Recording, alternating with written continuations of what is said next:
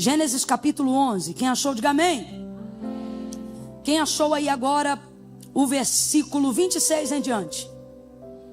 Você achou? Camila, eu não achei Gênesis.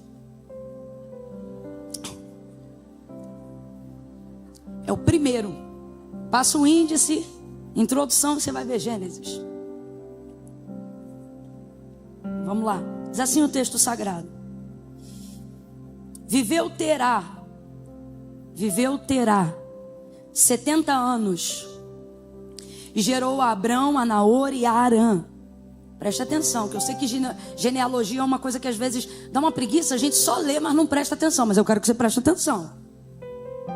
Viveu Terá 70 anos e gerou a Abrão, a Naor e a Arã. Então qual é o nome do pai de Abrão, Naor e Arã? Isso. Terá gerou 3 filhos. Qual é o nome dos filhos dele? Isso. São estas as gerações de Terá. Terá gerou a Abraão, a Naor e a Arã. E Arã gerou a Ló. Sabe aquele Ló que é sobrinho de Abraão? Então, ele era filho de Arã, o irmão caçula de Abraão. E olha que tristeza, versículo 28.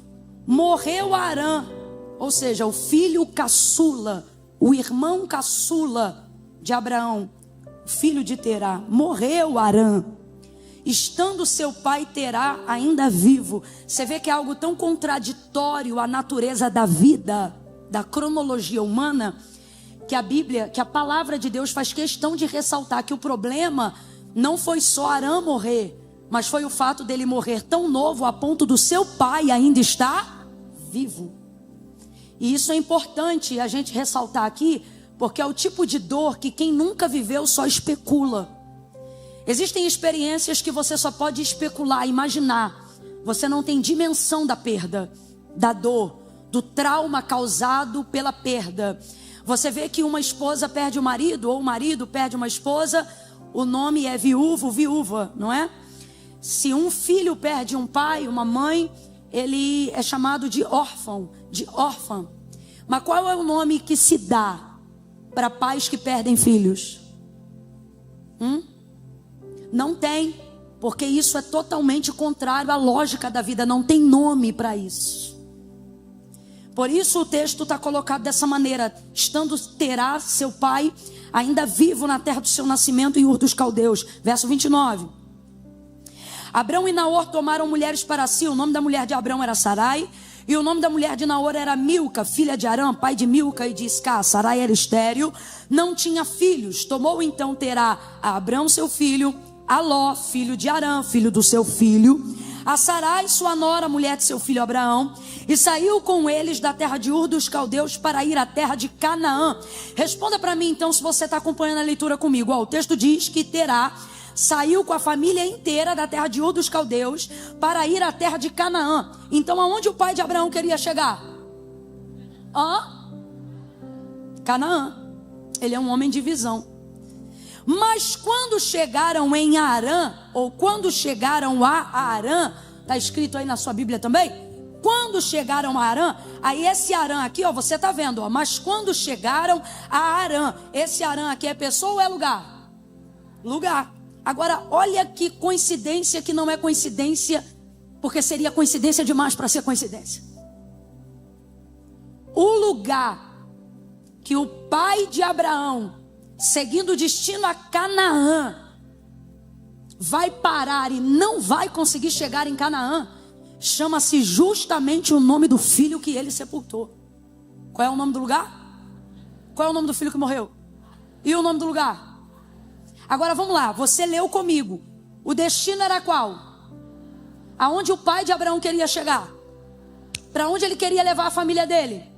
E ele está indo para lá. Só que quando ele chega num lugar chamado, o texto vai dizer assim,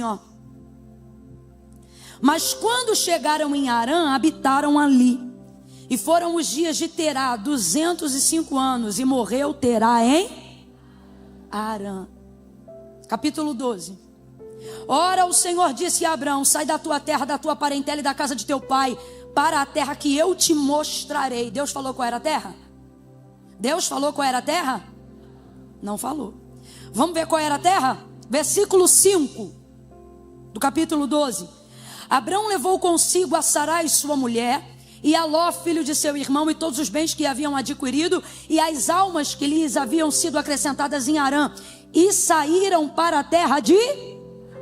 E lá chegaram. Aonde o pai de Abraão queria chegar, ele não chegou, mas Abraão chegou. Eu estou ali sentada e Deus está falando comigo, gerações. E eu dizia, Senhor, confirma a tua palavra, confirma a tua palavra. E então vi que o Ministério de Louvor, na última canção, iniciou a última canção cantando a estrofe. Os que já morreram, os que hão de vir. Muitas gerações rendidas em louvor. E olhando para esse texto, Deus falou para mim, anuncie uma palavra. E a palavra que Deus colocou na minha boca esta noite é, diga ao meu povo que eles vão chegar. Eu vou contar de 1 a 3. Você vai liberar essa palavra e aí depois você vai sentar. Mas você não vai sentar enquanto não liberar essa palavra. Eu vou contar de 1 a 3. Espera, quando eu disser 3, você vai olhar no olho dessa pessoa que está do seu lado. Camila, mas eu não conheço essa pessoa. Faz ela entender que ela não veio para uma noite de entretenimento gospel. Deixa ela perceber que ela sentou-se ao lado de um profeta do eterno, de uma profetisa. Que essa noite é noite de resposta para muitas questões que você vem perguntando na tua vida. Aonde eu vou chegar? Qual é o meu propósito? Será que eu já vivi tudo que eu tinha para viver? Será que... Ei, Deus me trouxe hoje aqui para dizer, você vai chegar. Você vai chegar. Vai chegar em destinos que foram traçados, mas que não puderam ser concluídos. Mas o Senhor vai te fazer chegar. Tu vai honrar os que vieram antes de você e vai levantar a régua para aqueles que virão depois de você. Eu vou contar de 1 a 3 e no 3 você vai gritar para esse irmão, você vai chegar lá. É 1, prepara. 2, vira em direção a ele. 3, diga, você vai chegar. Você vai chegar. Vai chegar onde seus pais não chegaram. Vai chegar em lugares que vão abrir portas para que seus filhos cheguem além de onde você foi. Deus está repreendendo espírito de fracasso e de desistência. Eu vou dizer de novo, você vai chegar. Senta dando glória a Deus aí. Oh, glória! Aleluia! Aleluia! Glória!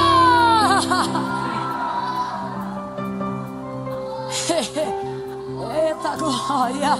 Você vai chegar. Você está aqui pela misericórdia, mas Deus me trouxe hoje aqui para dizer, você vai chegar. Você tem questões aí de anos, sabe? Uma vida cíclica de coisas que você não rompeu. Está na terapia, mas ainda não rompeu.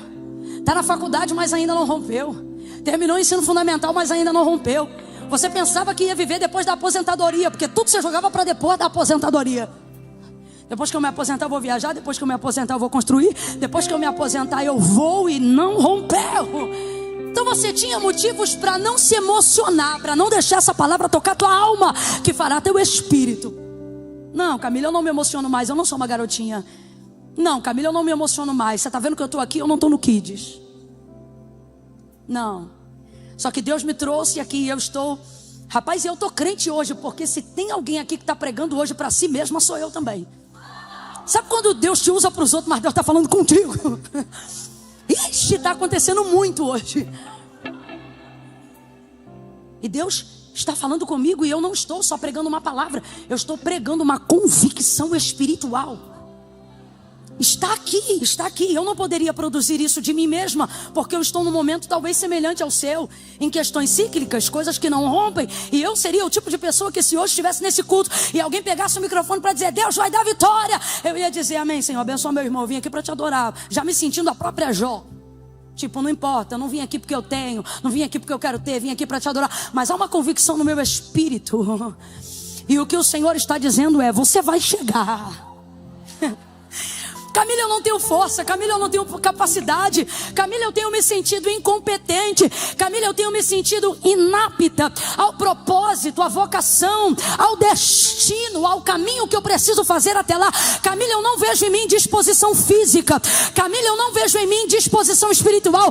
Camila, eu não vejo em mim motivação intelectual. Aí Jesus está dizendo para mim e para você essa noite, através da vida geracional de Abraão. Engraçado, porque Terá, pai de Abraão, tinha isso tudo. Ele não tinha Deus, ele não servia a Deus.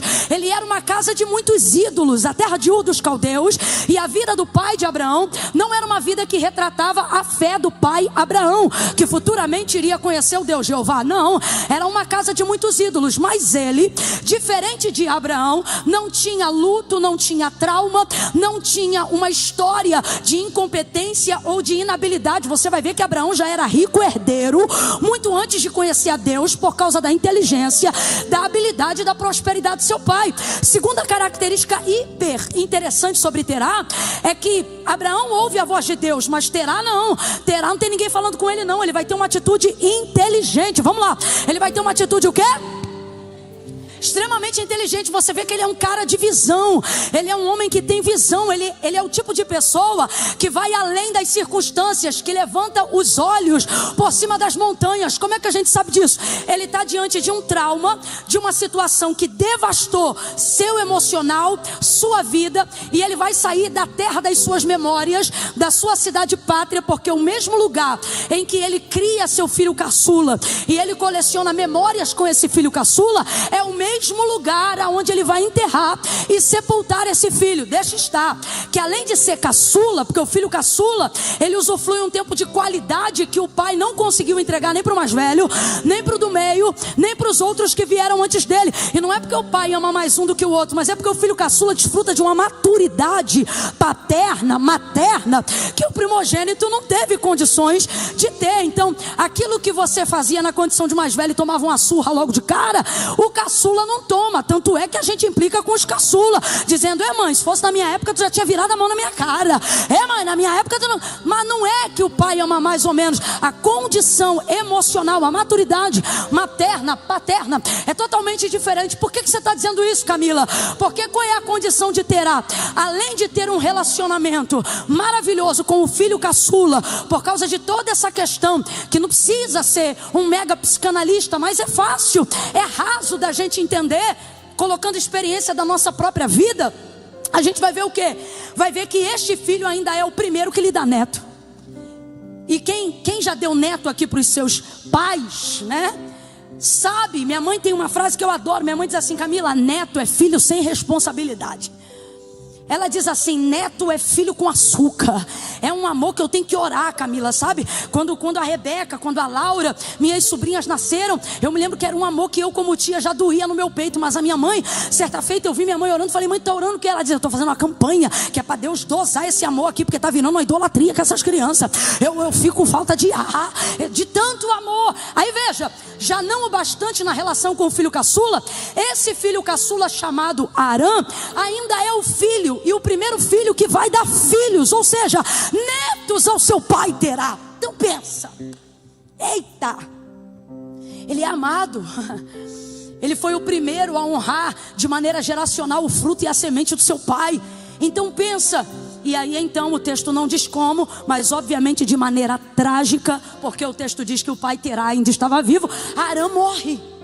Agora, veja como ele é inteligente. Deus não fala com ele, ele não tem um relacionamento com Deus. Certamente os olhos do Senhor estão sobre essa casa, observando Abrão, mas Terá, seu pai, não tem relacionamento nenhum com aquilo que chamamos de fé judaizante, nada. Ele não tem relação nenhuma com Iavé, o Deus Todo-Poderoso. Mas ele é um homem inteligente, ele é um homem capacitado, ele é um homem visionário, ele é um homem que às vezes a gente é crente, mas se não constituir isso, mesmo sendo crente, não conquista as coisas que podíamos conquistar. O que o pai de Abraão tem? Inteligência emocional. Ele tem inteligência emocional. Quando ele percebe que o lugar consagrado às melhores memórias com a sua família foi maculado pelo luto, foi usurpada a sua esperança e a sua alegria pela dor da perda precoce desse filho tão amado, ele não vai desistir da vida, ele vai mudar o lugar da sua geografia, porque ele entendia. Isso aqui é uma outra característica que eu não posso fingir, que ao ler o texto eu não vejo inteirar. Qual? Humildade para entender que você não vence tudo toda hora. Ele entendeu que não conseguiria combater a dor do luto naquele lugar. Ele entendeu que não ia triunfar sobre a dor naquele lugar.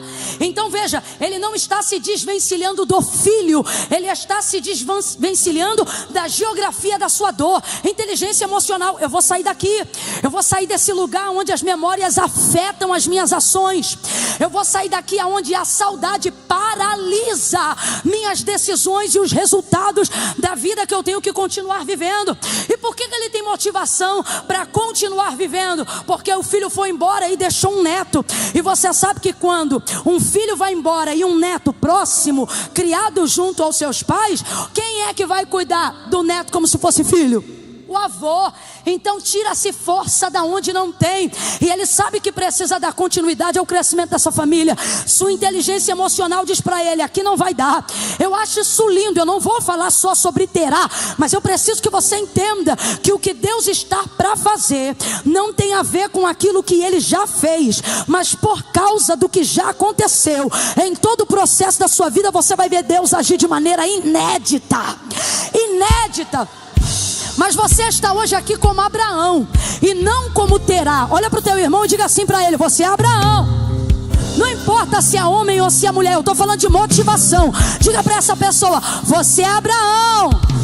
Diga: você não é Terá, você é Abraão. Agora, por que eu estou falando isso? Para você entender que Terá aparentemente tinha tudo o que aparentemente Abraão não tinha. Porque se Terá tinha o luto do filho, e um já foi o suficiente para ficar tão mexido emocionalmente, Abraão tinha o luto do irmão e do pai. E o filho, que na verdade era seu sobrinho, e que seu irmão não pôde cuidar, quem cuidou foi o seu pai. Então ele carrega também o luto sobre a dor da paternidade desse sobrinho, porque o pai morre e ele também tem que cuidar desse sobrinho. Então todo o trauma que Terá teve foi potencializado em Abraão. Toda a dor que Terá viveu foi potencializada em Abraão. Tudo aquilo que não é resolvido numa geração antes de você te encontra na tua geração. É por isso que você não entende. Você que é mãe, você que é pai, vença os demônios da tua geração e não deixe os teus filhos encontrarem com os demônios. Deixa eles se encontrarem com os anjos de Deus subindo e descendo na terra, que eles descansarem. Aquilo que você não luta para romper hoje, você morre. Os demônios não, você morre. Os traumas não, você morre. As dores não. Então tudo que Terá teve de desafio, Abraão teve em dobro. Então eu posso entender que ele se sentia muito mais fragilizado e muito menos competente a realizar cruzadas para ganhar terras e conquistar destinos e abençoar a sua família. Agora, é isso que eu queria que você entendesse. Terá inteligência emocional, humildade. Ele tinha uma humildade que às vezes a gente não vê em crente. Não, eu vou ficar. Não, eu vou confrontar. E você fica flertando com a geografia da tua dor. Fica olhando álbum de foto que só rouba a tua energia, igual ralo. Ralo emocional da vida de muito cristão está aberto. Tem promessa, tem palavra, tem unção, mas a vida não rompe. Não é porque não tem vida espiritual em dia, mas é porque não tem inteligência emocional em ordem. Você está sempre ladeado por toda a geografia da sua dor, visitando os mesmos lugares, conversando com os mesmos ambientes, trazendo sempre as mesmas desgraças de assuntos que não promovem edificação, restauração, cura nem bálsamo. A casa dos seus amigos não parece casa de amigos, parece um leprosário, o lugar de encontro onde um lambe a ferida do outro. Não rompe por isso. Mas esse cara não tem Deus, mas tem inteligência emocional. Esse cara não tem Deus, mas tem competência. Esse cara não tem Deus, mas tem um destino. E pelo visto o destino dele é tão bom, tão bom, tão bom, que quando Deus levanta o filho, Deus bota o filho no mesmo destino. Então esse homem, ele tem uma percepção. Agora, vamos à parte que realmente interessa. Apesar de toda a competência, apesar de toda a visão, apesar de toda a habilidade, apesar de toda direção, responda aí com exatidão: Terá chegou? Chegou, gente? Não chegou. o outro tem o dobro de carga, porque um enterrou um, o outro enterrou dois.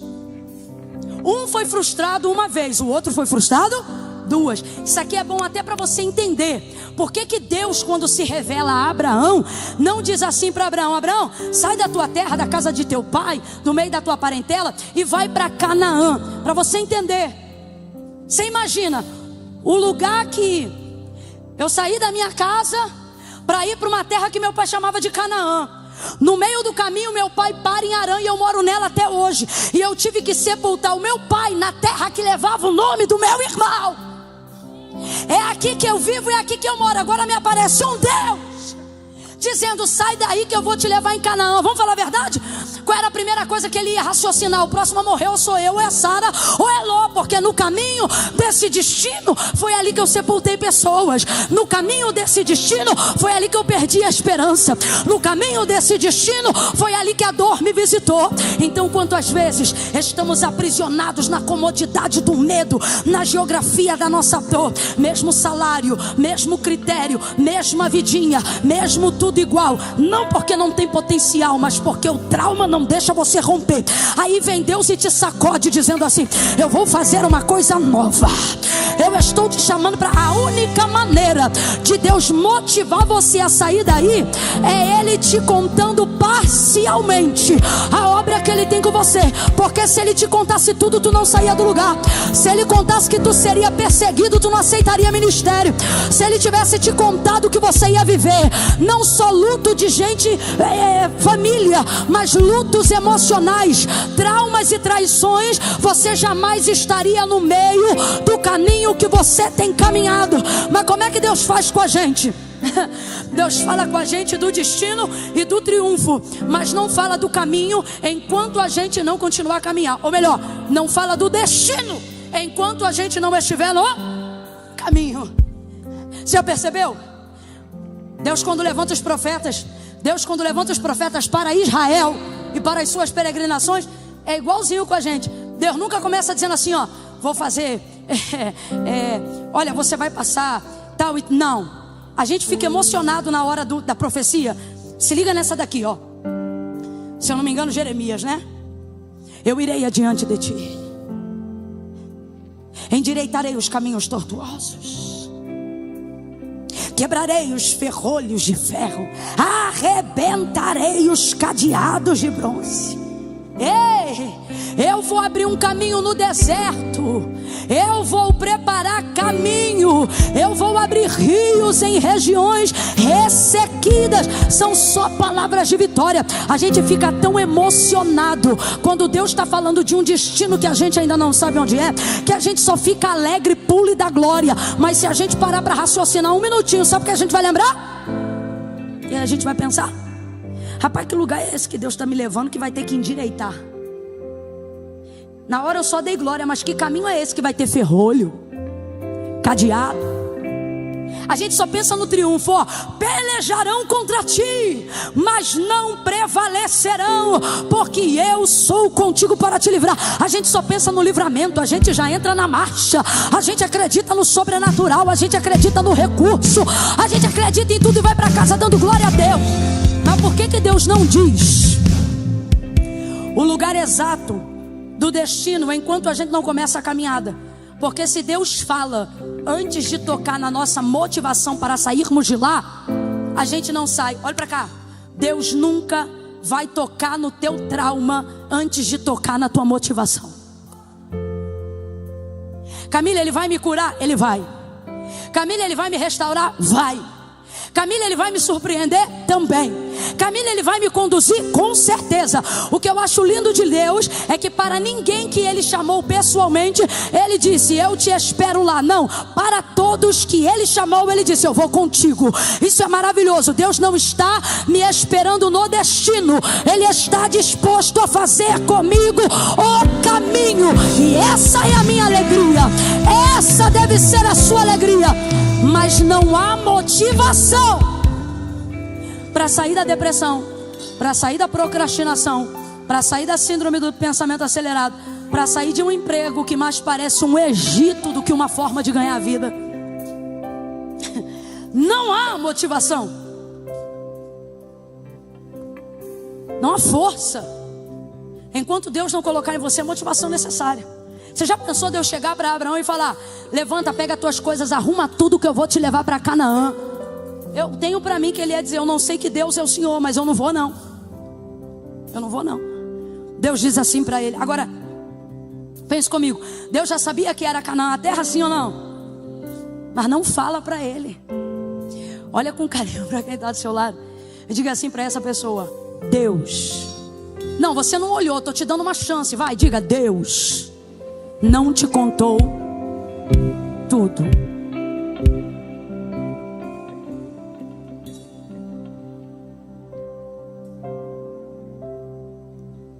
Camila, quando é que ele vai me contar o restante? Só depois que você estiver longe o suficiente que não possa mais voltar. Eu não sei qual foi o momento exato que Deus disse para Abraão que era Canaã, mas eu não tenho dúvida que foi depois da mudança já estar totalmente nos bois, nos cavalos, nos carros. Porque depois que você embrulha tudo, você vai. Depois que você arrebenta com as pontes do passado, você vai. Uma das formas de Deus tirar da gente o medo que nos paralisa é tirando da gente tudo que a gente tem medo de perder.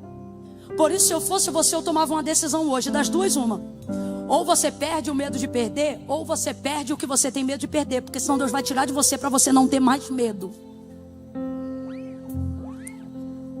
Porque as pessoas mais livres e com maior capacidade de passada para peregrinar e chegar aos destinos que glorificam o nome de Deus, são as pessoas que não têm conexão com o que ficou para trás. Elas estão totalmente comprometidas com o que Deus está apresentando lá na frente. Lá na frente. Terá tem o que aparentemente Abraão não tem, e a pressão que Terá sente em um nível, Abraão vai sentir em dois. Só que eu preciso falar e você já sabe. A verdade é que o pai tinha uma coisa que o filho não tem. Só que o filho tem uma coisa que não importa quanto o pai tivesse. Entenda. O pai pode ter tudo. Sem Deus, tudo isso foi reputado a nada. O filho aparentemente não tem, mas com Deus ele pode. O pai tem a visão, o pai tem o destino, o pai tem a direção, o pai tem a inteligência, o pai tem a competência, mas o pai não chega. O filho está naquela terra como se não tivesse mais para onde ir, nem destino e nem direção. Deus aparece e lhe dá um destino. Agora eu não estou falando de Abraão, eu estou falando da gente. Você pensa: Camila, eu não tenho a metade da disposição das pessoas que eu admiro. Camila, eu não tenho metade da competência das pessoas que me inspiram. Camila, quanto mais eu vejo as minhas referências na rede social, mais eu admiro elas e mais eu me envergonho de mim.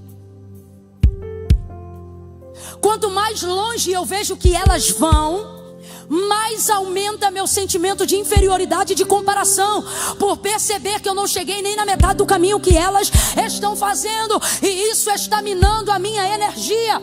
Só que Deus me trouxe aqui nessa noite para te dizer: o que elas têm de diferença de você não é o recurso, não é o dinheiro, porque dependendo do nível de ofensa e de ferida emocional, a gente coloca o mérito do outro em descrédito, dizendo: ah, mas também o pai é rico, ah, mas também a mãe é herdeira, ah, mas também ele teve oportunidade de faculdade, ah, mas também ela não teve filho antes do casamento, ah, mas também, porque o nível da dor é tão grande que é mais fácil descredibilizar o sucesso do outro para justificar a falta de sucesso que eu tenho. É mais ou menos o que o Caim, irmão do Abel, fez com ele. Ao invés de trazer uma oferta melhor e ele melhorar a qualidade da oferta dele, para Deus receber a oferta dele, não, eu vou matar meu irmão, assim eu não tenho mais comparação, eu não preciso melhorar a qualidade da minha oferta. Não é o que eu estou pregando hoje, mas Deus está mandando eu abrir esse parênteses aqui.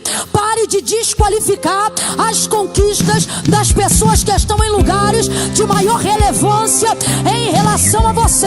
Ao invés de matá-las com fofoca, com difamação, com mentira e com comparação, melhore a qualidade da tua entrega. Que Deus também honra você, levanta você e direciona você. Fecha o parêntese. Então olha a situação de Abraão. Ele não tem aparentemente tudo que o pai tem, mas ele tem aquilo que o pai nunca teve: Deus. Todas as pessoas que te inspiram, todas as pessoas que de alguma maneira te dão ou são referência para que você chegue um pouco mais além de onde você já tem chegado, Deus está dizendo para a gente aqui nessa noite: o diferencial delas não foi o dinheiro, não é a faculdade, mas ainda que seja, qual é o seu diferencial? Deus nos trouxe hoje aqui para dizer: seu diferencial sempre fui eu. Sou eu que abro porta para você. Seus recursos não são como os recursos do mundo. Seu dinheiro não é como o dinheiro do mundo. Sua administração não é como a administração do mundo. Seu caminho não é como o caminho do mundo. Seu destino não é como o destino do mundo. Então pare de utilizar uma comparação mundana para justificar uma frustração, uma angústia que na verdade, pasme, é Deus que está produzindo em você. Para você entender que o recurso que você precisa não está no plantão que você vai dobrar. Para você entender que o recurso que você precisa não está em uma vida de ativismo acelerada o tempo todo. Aí você diz: mas Camila, eu conheço pessoas que usaram este método ativista e devastador, e elas chegaram sem famílias, chegaram sem ter alguém para entregar o primeiro pedaço de bolo, chegaram sem ver seus filhos crescerem, chegaram com o pai para um lado, mãe para o outro, filho para o outro, e alguém que não quer ver ou a cara do pai ou a cara da mãe, chegaram tendo um vizinho como alguém mais próximo do que o próprio pai, chegaram tendo na babá alguém mais próximo da sua família do que a própria mãe. Eu vou falar como se me deu ordem o Senhor: é assim que você quer chegar? Não. Primeiro, não queremos chegar sem a nossa família. Porque, irmão, só quem já viajou para fora ou já comeu uma coisa que a família não podia comer, que vai saber o que eu estou falando agora. Você está num lugar bonito. É maravilhoso, você se sente privilegiado, mas você pensa na hora: queria que fulano, ciclano e ciclano estivesse aqui. Você pode estar em companhias excelentes comendo uma iguaria. Se for uma coisa muito especial que você não tem condições de comer ou de ver sempre, você pensa na hora: se eu pudesse, levava um pedacinho para fulano. Verdade ou mentira, gente? Verdade ou mentira? Você não pode querer chegar sem sua família. Pastor Josué Gonçalves, eu me lembro que ele popularizou uma frase que virou um bordão entre nós maravilhoso: que nenhum sucesso compensa o fracasso de uma família. É lindo como Terá preserva a família, e é lindo como isso vai para Abraão. Ele se muda do lugar da sua dor, mas se muda com a sua. Ele certamente está vivendo a prévia de um quadro depressivo, mas está vivendo com a sua. Ele quer sair daquele lugar, mas ele não vai sair sozinho, ele vai sair com a sua. Deus está dizendo: passe o que tiver que passar, mas passe com a sua. Sofra o que tiver que sofrer, mas sofra com a sua. Aguente o que tiver que aguentar, mas aguente com a sua. Deus te trouxe aqui nessa noite para dizer: o destino que eu tenho para você só vai valer a pena se você chegar com a sua. Estamos vivendo o maior período de degradação da família. Não tá bom, separa. Não gostou, interna. Seu pai é assim assado, esquece ele em algum lugar. Sabe? Soluções rápidas para problemas profundos que só geram mais problemas. Só que Deus está dizendo aqui para nós: esse homem nem Deus conhecia, mas eu acredito que por respeitar muitos princípios era tão visionário. Qual princípio ele respeitou? Seja o que for, venha o que vier, passe o que eu passar, doa o que doer, vai ser junto com a minha família. Sai, Terá, então de lá. Está caminhando, mas quando ele chega naquela região geográfica que se chamava Harã, ele trava. E por que ele trava? Porque você não pode flertar com aquilo que você ainda não venceu. O O problema aqui não é Arã estar no caminho. Você quer que eu te diga qual é o problema aqui? O problema é que Arã deveria ser um lugar de passagem. Completa aí para mim, por favor. Arã deveria ser um lugar de... Vamos. Arã deveria ser um lugar de... Só que ele decidiu passar a noite lá. Ele não decidiu montar acampamento permanente em Arã, porque o destino era Canaã. Mas sabe aquela coisa? Só hoje para matar a saudade? Só hoje porque deve ter algum sinal ou significado. Isso sou eu que estou falando. Uma coisa é certa: o lugar que deveria ser um trânsito passageiro se tornou o lugar onde ele armou a tenda do acampamento para passar aquela noite, e depois a outra noite, e depois a outra noite. E Arã não é uma terra ruim. Redobre a sua atenção, porque eu vou descortinar um plano do inferno na tua vida para esse ano agora. Arã não é ruim. Me ouça com atenção e complete para eu ter certeza que você está acompanhando a mensagem. Ele parou em Arã e ficou 1 dia, 2, 3, e no final estava morando ali. E por que ele está morando ali? Porque Arã não é um lugar, não é. Arã não é ruim. Não tem água como Canaã, mas tem água. Não tem frutos do tamanho como Canaã, mas tem frutos. Não é uma terra boa como a terra de Canaã, irmão. Canaã é uma terra muito boa, não só porque foi escolhida por Deus para ser dada a herança de Abraão e Israel, mas porque ela em si, materialmente, já era uma terra muito boa. Então veja, Arã também tem frutos, mas não como de Canaã. Canaã é tão bom que é utilizado como tipologia de terra da nossa chegada. Utilizamos ou Canaã ou Jerusalém para falar do céu, para falar de lugar de vitória completa. Foi o lugar que Deus introduziu o seu povo depois de 400 anos de silêncio, de escravidão, para que esse povo recebesse a recompensa geracional de tudo aquilo que havia sido depositado na vida desse homem. Então veja, Canaã é incomparável, mas eu preciso te dizer, Arã não é ruim. Arã não é ruim. Arã tem água, Arã tem terra, Arã é lugar de agricultura, Arã tem plantio. Arã não é ruim. Olha para alguém aí, pregue, me ajude a pregar. Diga, Arã não é ruim. Diga, Arã não é ruim. Só que olha para cá, se você voltar seus olhos para Canaã, você vai entender que não é sobre Arã não ser ruim, é sobre Canaã ser... Isso, vem comigo, vamos lá. Não é sobre Arã não ser ruim, é sobre ter certeza que Canaã é... De novo. Não é sobre Arã não ser bom, é que Canaã é... Só que quando você está no caminho do seu destino, do seu chamado, da sua vocação, da restauração da sua família, da sua prosperidade financeira, do compartilhamento da visão que Deus te deu ao mundo, seja qual área for que Deus esteja te conduzindo neste ano de 2025, quando você está no caminho para lá, quando você está vivendo lutas, mas está caminhando para lá, está num sábado de feriado, mas veio ouvir uma palavra porque está caminhando para lá, quando você está em angústia, mas está caminhando para lá, está confuso, mas não desistiu do chamado e está caminhando para lá, está passando crises, mas está caminhando para lá. Quando você estiver fazendo essa caminhada, você será experimentado nela. Então Satanás, guarde isso. Satanás não vai aparecer para você com cauda, com chifre, com tridente. Não vai. Você sabe onde você vai chegar. Ele não vai aparecer no escuro. Isso não é o suficiente para te tirar da visão do negócio que Deus te deu, da família que você está construindo, do ministério que Ele te entregou. Deus te impactou com a visão. Então isso não será o suficiente. O que Ele vai fazer então? Ouça. Ele vai se manifestar com sofisma. Sofisma. Qual é a palavra? Qual é a palavra? Segura só um minutinho para eles ouvirem isso no seco. No seco. Qual é a palavra? Sofisma.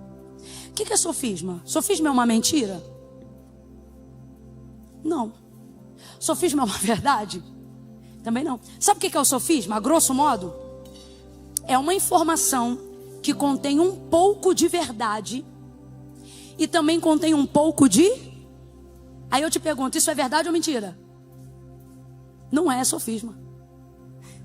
Acabei de te ensinar, menino. Nunca confunda. O que é mentira? O avesso da verdade. O que é verdade?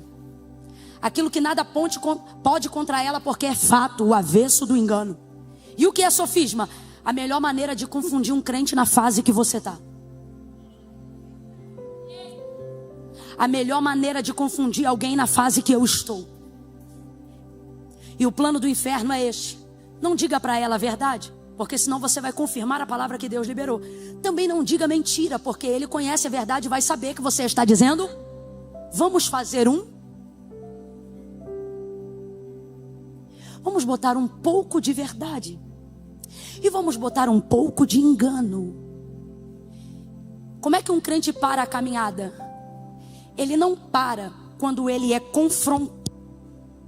Para quando ele é provado. Sabe quando um crente para? Quando ele fica confuso. Irmão, enfermidade não para um crente que sabe o que quer. Irmão, perseguição não para um crente que sabe para onde vai. Só que quando as informações nos ares e na terra começam a entrar em processo de sofisma, um pouco de verdade, um pouco de mentira. É por isso que eu não gosto de gente que aceita profecia de quando o profeta acerta 80%, mas erra 20%. Me irrita. É muita sede de querer acreditar em tudo. Vou te dar um exemplo, falar rasgado. Você está fazendo cara de que não sabe do que eu estou falando, mas tu sabe. Aparentemente Deus pega alguém e usa alguém pra gente. Aí a pessoa fala uma informação. Batata, cara, isso aí serve pra mim, é isso. Manda mais uma. Meu Deus, está tudo batendo, tudo batendo. Manda mais uma. Ai, que confirmação, você já está chorando, dizendo, meu Deus. Ai, deixa falando comigo. Mais uma. Certo? Mas daqui a pouco entrega um troço atravessado que não faz sentido. Não confirma, não testifica. E aparentemente não era para você. Eu já vi acontecer do meu lado. A pessoa vem e entrega uma coisa, bate. Mais uma coisa, bate. Mais uma coisa, bate. Meu Deus, minha mãe solteira, esperando no Senhor há 28 anos.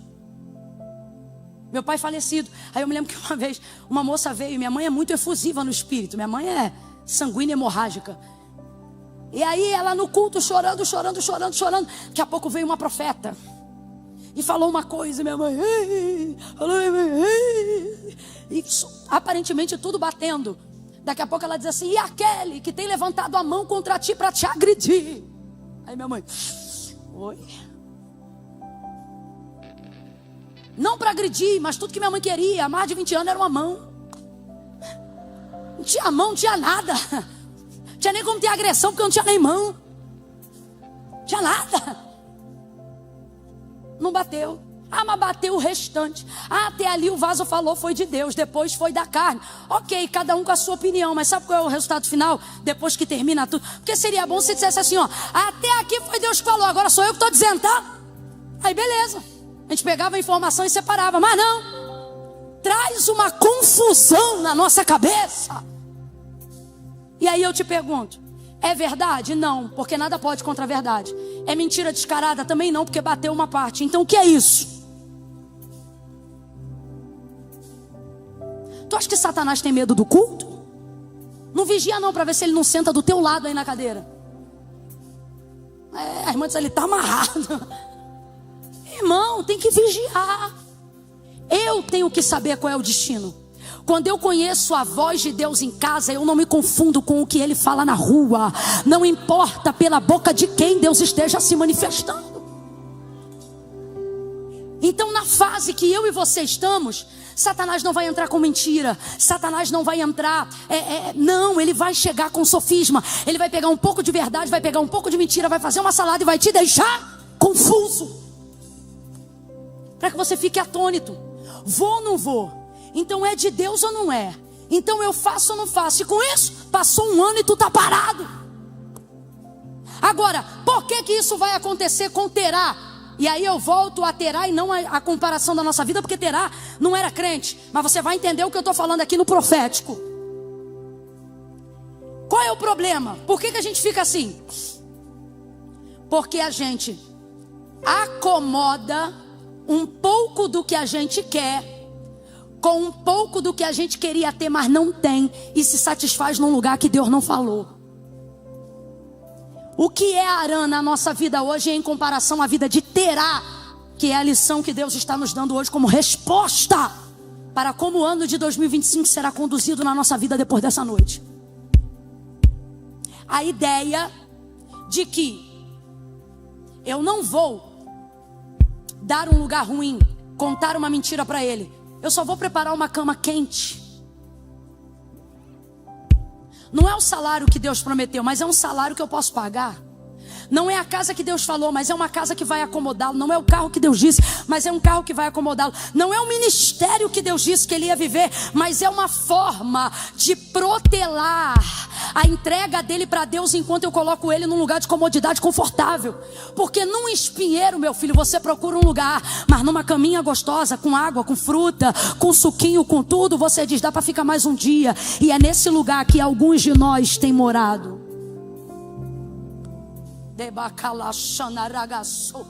Redobre a atenção, o Espírito Santo de Deus está aqui, Ele está dizendo com carinho para nós. Foi-se o tempo que Satanás se apresentava, colocando você em ardente tribulação por permissão de Deus, para que isso fosse utilizado como ferramenta para você sair do lugar de comodidade. Foi-se o tempo. Hoje ele não coloca prova, tribulação, angústia e agonia nesse ponto, não. Ele te coloca num lugar confortável, porque ele descobriu que a comodidade, ela é mais nociva para atingir o propósito de Deus do que a dor. Quando você está em angústia, você vem logo para o altar. Tu nem é de consagração, mas quando a luta aperta, tu ora de manhã. Tu nem é de campanha, mas quando todas as portas se fecham e não tem ajuda de lugar nenhum, na hora você lembra de entregar para Deus um jejum, um voto. Porque a dor e o sofrimento sempre foram escola e mola propulsora para Deus nos projetar. Satanás, percebendo isso, o que ele fez? Deus, não precisa abençoar não, deixa que eu dou. Eu vou dar tudo que se parece com aquilo que tu disse que ia dar para ela. E ela vai estar tão cansada, ele vai estar tão cansado, que ele não vai ter força para ir para o lugar melhor, porque ele vai estar acomodado nesse lugar que é o suficiente. E quando você vê, os anos da sua vida se passaram, e você foi o quê? Você foi uma promessa. Você foi o quê? Você foi um quase. Deus nos livre dessa desgraça. Qual, Camila? De ser um quase. Me ajude a pregar, eu já estou encerrando. Olhe para alguém e diga assim para essa pessoa: Deus nos livre. Pregue para ti mesmo, diga assim: Deus me livre. Olha para alguém aí, gente, e diga: Deus te livre de ser um quase. Irmão, você sabe o que é um quase? A ideia de alguém que podia ter sido e não foi. A ideia de alguém que podia ter chegado e não chegou. A ideia de alguém que poderia ter vivido e não viveu. Ah, fulano quase fez a prova, mas não fez. Quase passou, mas não passou. Quase despontou, mas não despontou. Quase enriqueceu, mas não enriqueceu. Quase pregou, mas não pregou. Quase cantou, mas não cantou. Quase profetizou, mas não profetizou. Fulano foi quase batizado com o Espírito Santo, mas não foi. Fulano quase casou, mas não casou. Quase teve, irmão, o quase é nada. Imagina você na porta do céu. Imagina, Jesus voltou agora. Você está diante da porta do céu. Jesus está na porta. Imagina Jesus olhando para você e você dizendo assim: Senhor, eu fui crente. Eu tomei o cálice, o pão. Eu era do meio da membresia da igreja, mas cheio de coisa ruim no coração, cheio de erva daninha. Mas você se batizou, me batizei. Estava na comunhão da igreja? Estava. Imagina você viver uma vida que você acreditou que foi de renúncia, mas por não tê-la feito com integridade completamente, você sofreu uma parte, mas não sofreu tudo. E aí você chega diante de Jesus e Jesus diz assim para você, ó: então, rapaz, você quase conseguiu.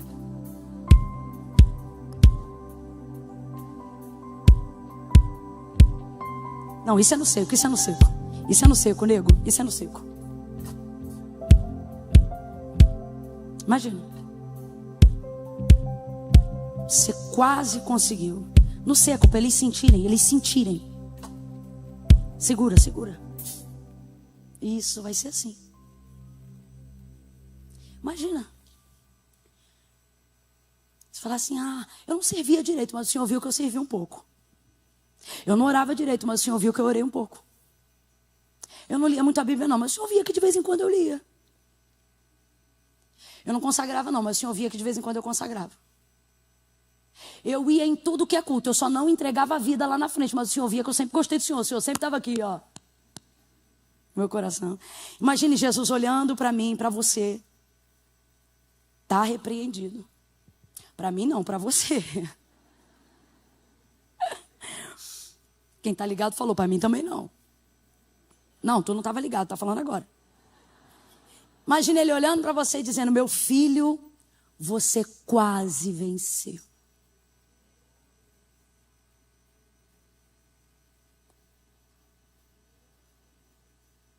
Eu estou em silêncio de propósito. Minha filha, você tá vendo aqui? Imagina ele abrindo a porta dizendo, olha isso aqui, fazendo igual o Lázaro lá que viu. Olha isso aqui. Meu Deus, o que o olho não viu, o ouvido não ouviu, agora você está ouvindo, agora você está vendo. Aí quando você se prepara para entrar, ele diz assim, tá vendo isso aqui? Tu quase ia herdar. Mas agora tu vai para lá, ó. Aí tu olha para o outro lado. Aonde o verme não morre e o fogo não apaga. Já se queimou com o vapor do ferro ou da chaleira? Doeu, não doeu? Foi só um segundo. Imagine tormento eterno. Camila, por que você está falando isso? Irmão, não sou eu, é a Bíblia, eu só estou pregando. E como que estamos sendo conduzidos para lá se não vigiarmos? Não é com chifre, nem com cauda, nem com propostas indecentes. Porque na fase que estamos, reconhecemos chifre, cauda, tentações e propostas indecentes. Então, como conduzir essas pessoas a uma mediocridade espiritual, intelectual, a ponto de que suas mentes sejam cauterizadas para que elas jamais vivam Canaã? Para que elas jamais cheguem no lugar do cumprimento da promessa, para que elas sejam a vida inteira apenas uma promessa. Como? Coloque elas em Arã. Faça elas passarem uma noite e será o suficiente para uma queda eterna. Por quê? Porque a primeira parte, oferecer o cardápio da queda, é do demônio. Fazer o pedido é com a gente. Deus me trouxe aqui nessa noite para dizer para quem está indo para Canaã: não flerte em Arã. Não troque olhares em Arã. Tem um órgão pesado, uma coisa meio Potterhouse, igreja americana, uma coisa que dá medo com poder ao mesmo tempo. Tipo glória de Deus. Se tu tiver aí, chama. É isso mesmo. Eu já fico americana.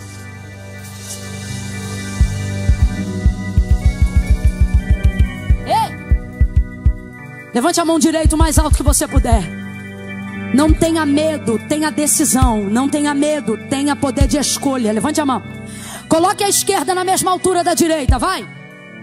Quando eu disser 3, você vai abrir os braços em volta do vizinho.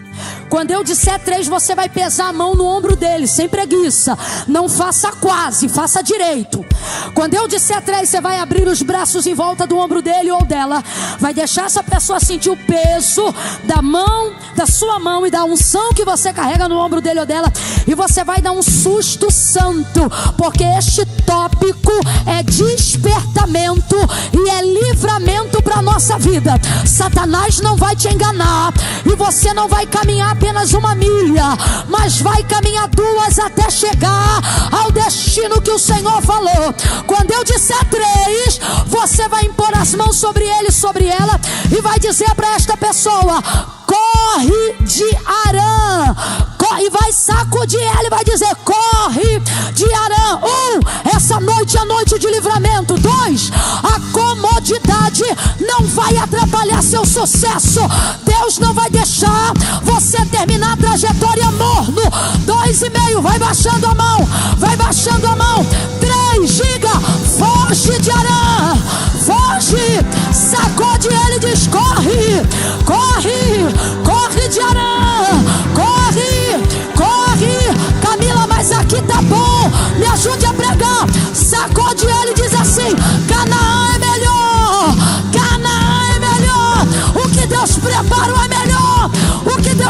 que pro final do ano é melhor.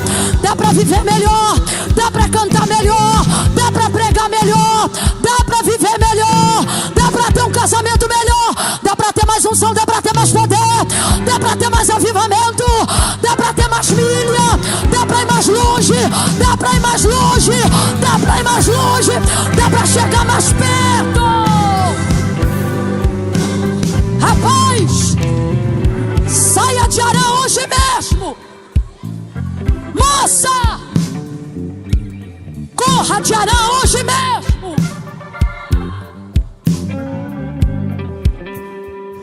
Ainda bem que eu vi.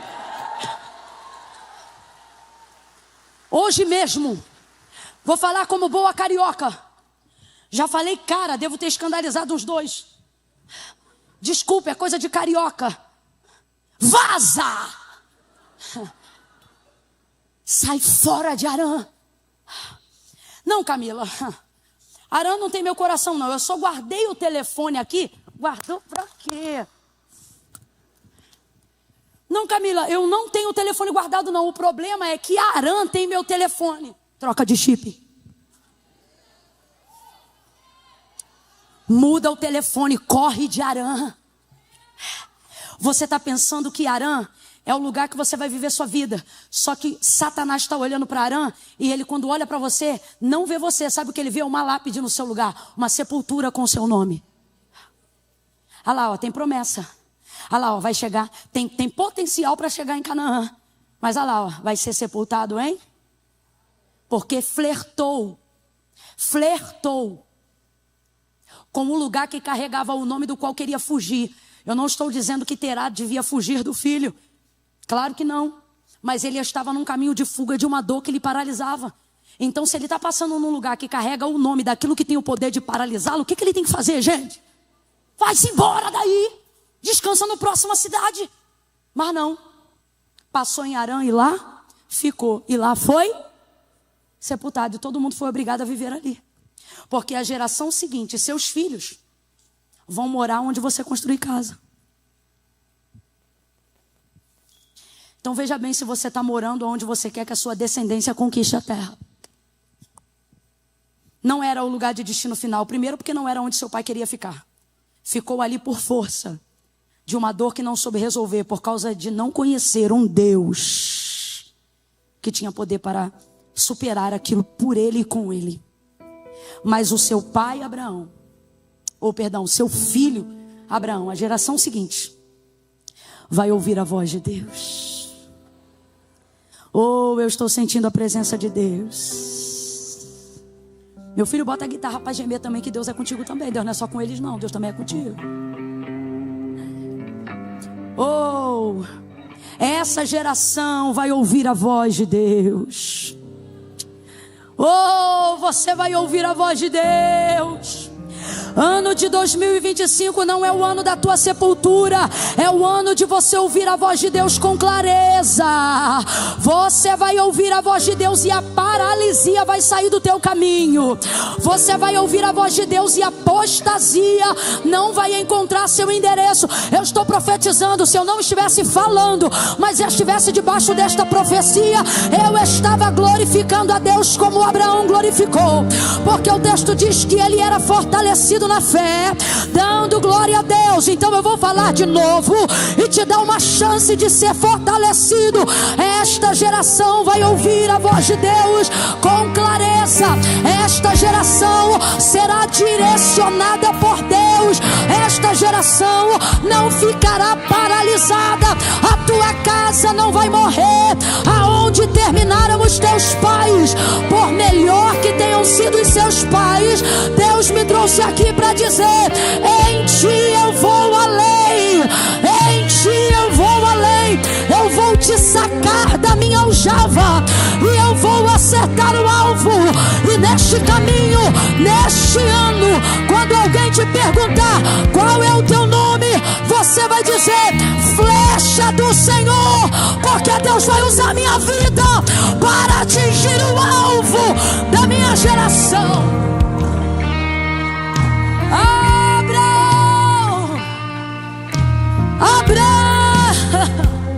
Abraão,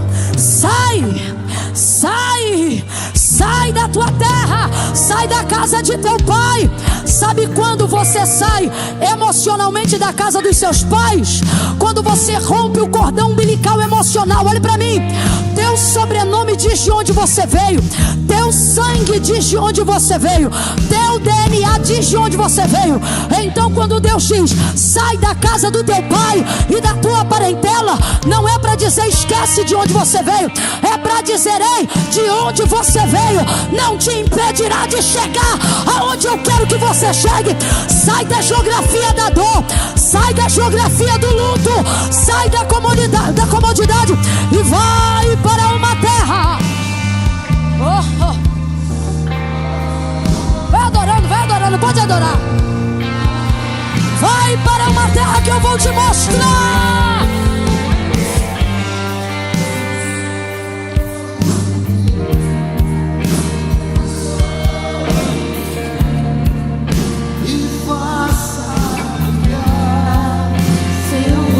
Cante com pressão, cante crendo, cante.